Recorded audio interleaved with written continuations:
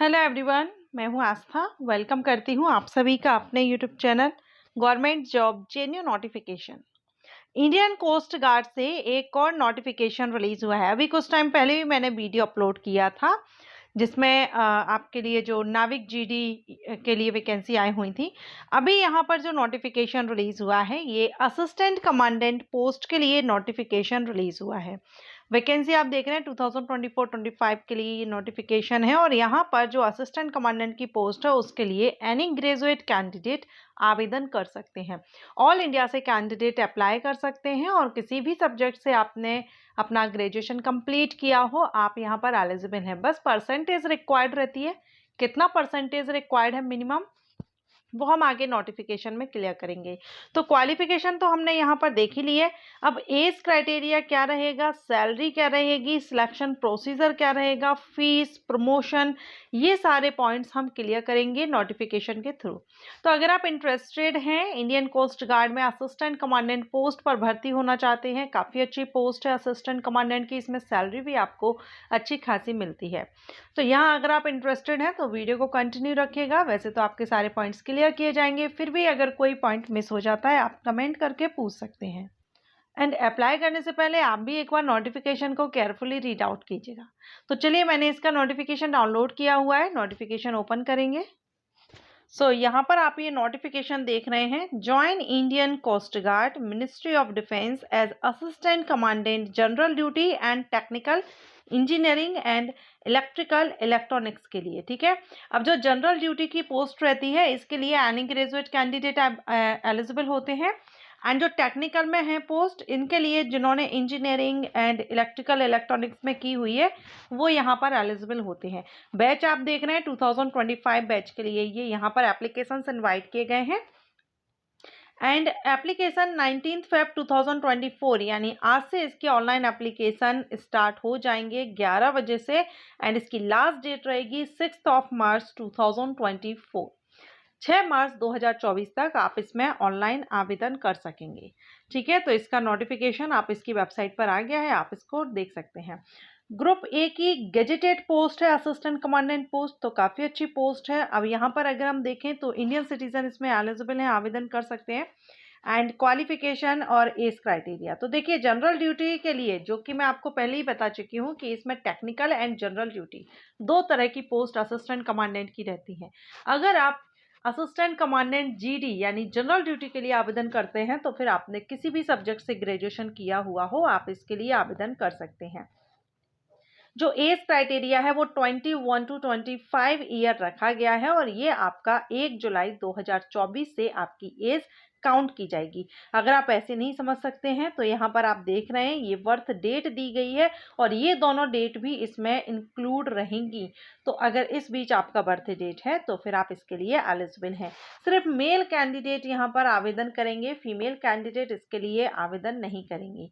ठीक है, एंड यहाँ क्वालिफिकेशन देखेंगे तो should hold a degree of recognised university with minimum 60% aggregate mark. Aggregate mark means आपका ऑल ओवर जो आपने डिग्री ली हुई है आपका टोटल जो परसेंटेज अगर हम देखें तो आपका मिनिमम 60% से आपका ग्रेजुएशन कंप्लीट होना चाहिए, तो आप इसके लिए एलिजिबल रहेंगे। इसके अलावा mathematics and physics as a subject आपका 12th स्टैंडर्ड पर होना चाहिए। ठीक है, तो भी ये भी यहाँ पर एक पॉइंट है, कंपलसरी है, ये भी मैंडेटरी है। इसमें आपका physics and mathematics 12th standard पर होना चाहिए।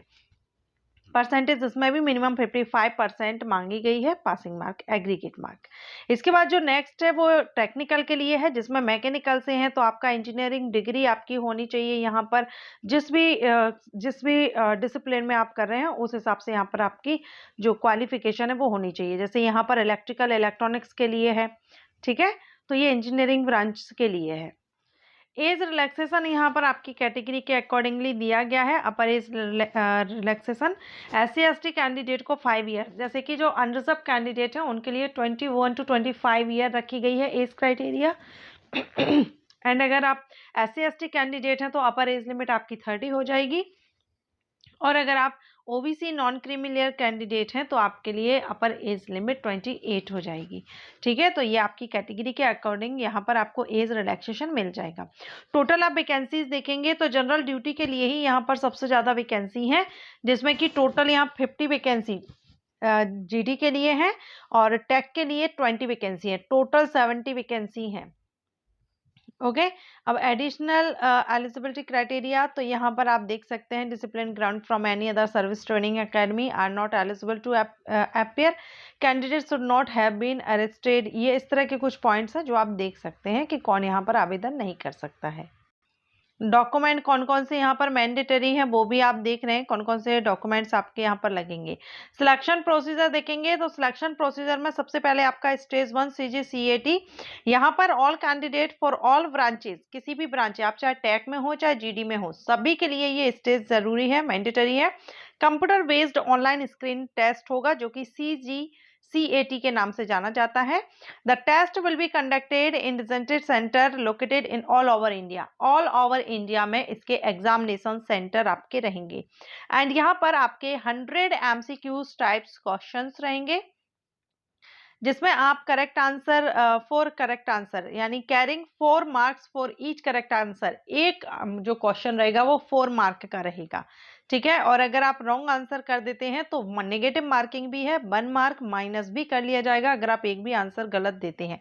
अगर आप अटेम्प्ट ही नहीं करते हैं तो वहां पर आपका कोई भी मार्क माइनस नहीं किया जाएगा। The duration of the test will be 2 hours, 2 घंटे की इसमें टाइमिंग रहेगी। Medium of test paper will be English, आप सिर्फ ये एग्जाम जो रहेगा वो इंग्लिश में आप दे सकेंगे। और यहाँ पर आप देख सकते हैं कौन कौन से सब्जेक्ट्स आपको यहाँ पर अपने तैयार करने हैं, सभी से इक्वल क्वेश्चन किए जाएंगे। 2 आवर्स की टाइमिंग यहाँ पर आपकी रहेगी। ये आपका हो जाएगा यहाँ स्टेज फर्स्ट। ठीक है, यहाँ आपको बताया गया है किस तरह से मार्किंग आपकी की जाती है। उसके बाद होगा स्टेज सेकंड, जिसमें आपका PSB होगा, प्रिलिमिनरी सिलेक्शन बोर्ड। इसमें यहाँ पर आपको जो भी फर्स्ट स्टेज से शॉर्ट लिस्टिंग किए गए कैंडिडेट होंगे वो स्टेज सेकंड यानी PSB के लिए जाएंगे। आपका ये जो PSB है ये आपका नोएडा, मुंबई, गोवा, चेन्नई, कोलकाता, ये सेंटर्स हैं, यहाँ पर कंडक्ट किया जाएगा। और ये आप फॉर्म फिलअप के टाइम पर आप इनमें से कोई भी चूज कर सकते हैं, आपको फॉर्म फिलअप के टाइम पर ये फिल करना होगा, वही सेंटर आपको मिल जाएगा। ठीक है, तो ये भी आप सिर्फ इंग्लिश में ही है। CCVT will be in English only and will be of objective type. ये आपका स्टेज 2 हो गया। यहाँ पर आप कैंडिडेट वेरिफिकेशन देख रहे हैं, डॉक्यूमेंट वेरिफिकेशन भी देख रहे हैं और अलॉटमेंट ऑफ सेंटर्स देख रहे हैं। अब इसमें आपका जो सेकंड स्टेज था इसमें क्या होगा तो ये भी यहाँ पर आपको बताया गया है। Pictures perception and discussion test रहेगा आपका, जिसको PPNDT कहते हैं। ठीक है, CCVT होगा, तो ये इसमें आपका रहेगा। इसके बाद स्टेज थर्ड होगी, स्टेज थर्ड में फाइनल सिलेक्शन बोर्ड आपका यहाँ पर रहेगा। तो ये इस तरह से स्टेज फोर्थ में मेडिकल एग्जामिनेशन हो गया, उसके बाद आपकी ट्रेनिंग यहाँ पर रहेगी। तो ये रिजल्ट वगैरह के बारे में बताया गया। अब ऑनलाइन अप्लाई आप यहाँ पर इसकी ऑफिशियल साइट देख रहे हैं, इस साइट पर जाकर के आप इसमें ऑनलाइन अप्लाई कर सकते हैं। लास्ट डेट इसकी 6 मार्च 2024 रहेगी। एप्लीकेशन फीस देखेंगे तो यहाँ पर examination fees all candidate, SC ST candidate को छोड़ करके सभी कैंडिडेट के लिए 300 रुपये एप्लीकेशन फीस यहाँ पर पे करनी होगी, जो कि आप वीज़ा, मास्टर, मास्टर रुपए या क्रेडिट डेबिट के थ्रू आप यहाँ पर पे कर सकते हैं। ठीक है, तो ये आपकी एग्जामिनेशन फीस है। SC ST कैंडिडेट को एग्जामिनेशन फीस पे नहीं करनी होगी। इसके बाद ट्रेवल एक्सपेंशन के बारे में भी इसमें बताया गया है, अगर आप आवेदन कर रहे हैं तो आप देख सकते हैं। एंड एग्जामिनेशन सिटीज आप देख सकते हैं। All candidate are to give 5 preference, जब आप फॉर्म फिल करेंगे तो आप 5 प्रेफरेंस यहाँ पर फिल करेंगे। आप कौन कौन से ऑल इंडिया में जो भी सेंटर्स हैं कौन कौन से आप लेना चाहते हैं, तो ऑब्वियसली आप अपने नज़दीकी सेंटर ही लेना चाहेंगे। तो यहाँ पर बताया गया in the application for stage 1 process candidate are to fill first choice within 30 kilometre from the present या कम्युनिकेशन रेजिडेंट। आपका जो रेजिडेंस है, आप जहाँ के रहने वाले हैं, प्रेजेंट में आप जहाँ पर हैं वहाँ का फर्स्ट प्रेफरेंस आप अपना 30 किलोमीटर के दायरे में आप कहीं भी रख सकते हैं। ठीक है, इस तरह से आप 5 प्रेफरेंस यहाँ पर फिल करेंगे। तो ये आपका दिया गया है। अब आपका एग्जामिनेशन कब कब होगा तो वो भी आप देख लीजिए। 24 मार्च, 24 मई स्टेज फर्स्ट, स्टेज सेकंड आपका कब होगा। स्टेज थर्ड आपका जून अगस्त में होगा। स्टेज फोर्थ आपका जून या नवंबर में हो सकता, जून से लेकर नवंबर के बीच हो सकता है। स्टेज फिफ्थ आपका दिसंबर लास्ट में आपका रहेगा। ठीक है। तो ये पूरी साल आपका ये भर्ती प्रोसेस चलेगी। इसके बारे में और भी अच्छे से आप जो स्टेजेस हैं इसके बारे में जानना चाहते हैं तो ये देखिए इसमें बताया गया है, आप इस नोटिफिकेशन में देख लीजिएगा। मेडिकल स्टैंडर्ड में हाइट रिक्वायर्ड रहेगी assistant commandant GD and tech दोनों के लिए 157 सेंटीमीटर मिनिमम रखी गई है। वेट आपका हाइट के अकॉर्डिंगली रहता है। चेस्ट वगैरह यहाँ पर आप well proportionate, minimum expansion 5 centimetre रहेगा। हेयरिंग नॉर्मल होना चाहिए। आई साइट यहाँ पर दी गई है किस तरह से, क्योंकि आपका मेडिकल चेकअप होगा जिसमें आपको ये सारा होना चाहिए। टैटू के बारे में भी इसमें बताया गया है तो आप उसको देख सकते हैं।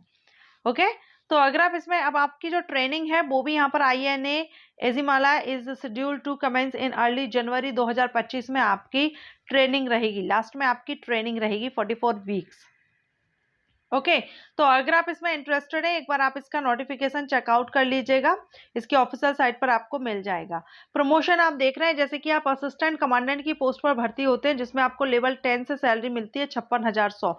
इसके बाद आप deputy commandant, commandant JC and commandant, deputy inspector general, additional director general and director general जो कि लेवल 17 तक की 2,25,000 तक की आप यहाँ पर प्रमोशन लेकर के इतना प्रमोशन आप देख रहे हैं किस तरह से आप प्रमोशन लेंगे तो आपकी जो सैलरी है वो इंक्रीज होती है। तो ये यहाँ पर पूरा है। अदर बेनिफिट भी यहाँ पर आप देख सकते हैं। सो लास्ट डेट यहाँ पर 6 मार्च 2024 है। आप 6 मार्च तक इसमें ऑनलाइन आवेदन कर सकते हैं अगर आप ग्रेजुएट हैं और ये पूरा प्रोसेस जो इसमें है एलिजिबिलिटी क्राइटेरिया सारा आप कंप्लीट करते हैं तो आप इसमें आवेदन कीजिएगा। वैकेंसी कम है लेकिन अच्छी पोस्ट है, काफ़ी कैंडिडेट इंटरेस्टेड होते हैं इस पोस्ट के लिए। तो आशा करती हूँ आपको ये वीडियो अच्छा लगा हो, हेल्पफुल रहा हो। वीडियो पसंद आया हो तो लाइक एंड शेयर कीजिएगा। Thank you.